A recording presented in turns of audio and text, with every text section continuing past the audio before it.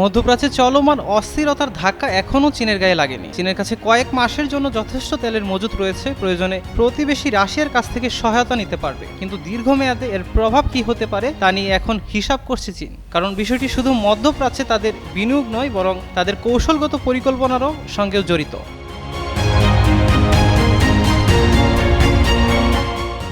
গত এক বছর ধরে যুক্তরাষ্ট্রের সঙ্গে বাণিজ্য যুদ্ধের মধ্যে রয়েছে চীন।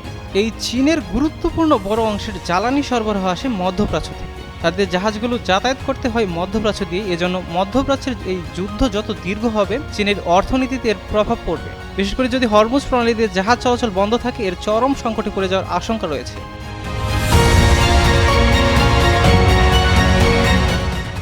লন্ডনের কিংস কলেজের অধ্যাপক কেরি ব্রাউন বলেন, অন্যরা যেভাবে ভাবছে চীন হয়তো সেভাবেই ভাবছে।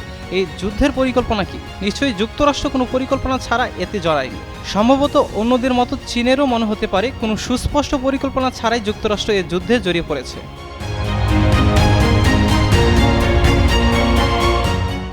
পশ্চিমা অনেক বিশ্লেষক দীর্ঘদিন ধরে ইরানকে চীনের মিত্র হিসেবে উল্লেখ করে। মার্কিন গোয়েন্দা সংস্থাগুলোর দাবি, চীন ইরানের প্রকৌশলীদের প্রশিক্ষণ দেওয়া এবং বিভিন্ন যন্ত্রাংশ সরবরাহের মাধ্যমে ইরানের ব্যালিস্টিক ক্ষেপণাস্ত্র কর্মসূচিকে সহায়তা করেছে। দুই দেশের মধ্যে অস্ত্র বাণিজ্য রয়েছে বলে বিভিন্ন সময় খবর বের হয়েছে। তবে চীন তেহরানকে জাহাজ বিধ্বংসী ক্রুজ ক্ষেপণাস্ত্র বিক্রি করার অভিযোগ অস্বীকার করেছে।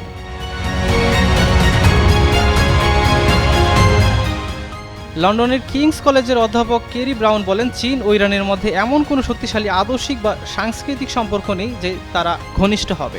অনেক সময় যুক্তরাষ্ট্রের জন্য ইরান একটি স্থায়ী বিরক্তির কারণ হওয়ায় তা চীনের জন্য কৌশলগতভাবে সুবিধাজনক ছিল। তিনি বলেন, চীন পশ্চিমা দেশগুলোর মতো করে জোট বা মিত্রতাকে দেখে না। তারা সাধারণত পারস্পরিক প্রতিরক্ষা চুক্তি করে না এবং মিত্র দেশের জন্য দ্রুত যুদ্ধে জড়িয়ে পড়ে না, বরং বেইজিং সাধারণত যে কোনো ধরনের সংঘাতের বাইরে থাকতে চায়। এদিকে মধ্যপ্রাচ্যে যা ঘটছে তা নিয়ে চীন উদ্বিগ্ন।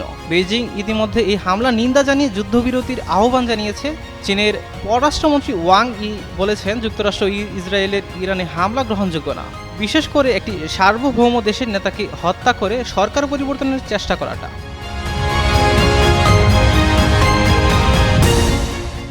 রয়্যাল ইউনাইটেড সার্ভিসেস ইনস্টিটিউটের ফিলিপ শ্যাটলার জোন্স বলেন, চীন নিজেকে যুক্তরাষ্ট্রের বিপরীতে একটি ভারসাম্য রক্ষাকারী শক্তি হিসেবে দেখাতে চায়। কিন্তু সামরিক শক্তির দিক থেকে যুক্তরাষ্ট্র দেখিয়ে দিচ্ছে যে প্রকৃত পরাশক্তি হওয়ার অর্থ কী, অর্থাৎ বিশ্বের যে কোনো জায়গায় গিয়ে পরিস্থিতিকে প্রভাবিত করতে পারার ক্ষমতা। তার মতে, অর্থনৈতিক শক্তি থাকা সত্ত্বেও চীন এখনও সেই পর্যায়ের পরাশক্তি নয়। এমনকি চাইলেও এই ধরনের পরিস্থিতিতে মিত্রদের রক্ষা করার মতো সামরিক সক্ষমতা তার নেই।